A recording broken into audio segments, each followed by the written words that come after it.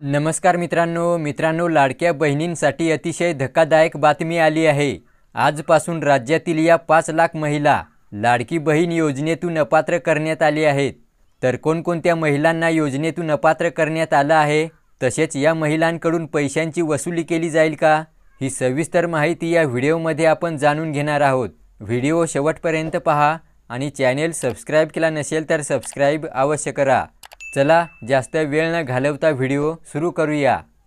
तर पहा मित्रांनो, महिला व बाल विकास मंत्री आदिती तटकरे यांनी जाहीर केलं आहे, या सर्व महिला आजपासून लाडकी बहीण योजनेतून अपात्र करण्यात आले आहेत। यापुढे त्यांना योजनेचा लाभ मिळणार नाही, अर्थात लाडकी बहीण योजनेचे पैसे मिळणार नाहीत। बघा, दिनांक 28 जून 2024 व दिनांक 3 जुलै 2024 रोजी निर्गमित करण्यात आलेल्या शासन निर्णयानुसार अपात्र ठरणाऱ्या महिलांना मुख्यमंत्री माझी लाडकी बहीण योजनेतून वगळण्यात येत आहे आणि अपात्र ठरवण्यात आलेल्या लाभार्थ्यांचे विवरण खालीलप्रमाणे।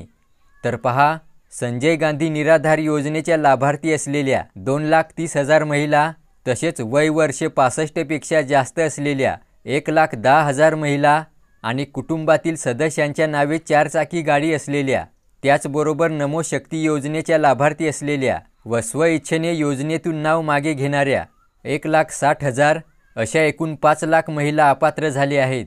आणि महत्त्वाचं म्हणजे बघा, बाकी सर्व पात्र महिलांना मुख्यमंत्री माझी लाडकी बहीण योजनेचा लाभ देण्यासाठी महाराष्ट्र शासन कटिबद्ध आहे, असे या ठिकाणी महिला व बाल विकास मंत्री आदिती तटकरे यांनी सांगितलं आहे।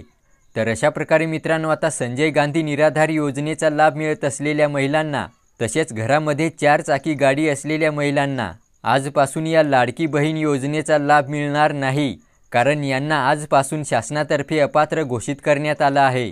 व्हिडिओला लाईक करा आणि चॅनल सबस्क्राइब केला नसेल तर सबस्क्राइब अवश्य करा। धन्यवाद।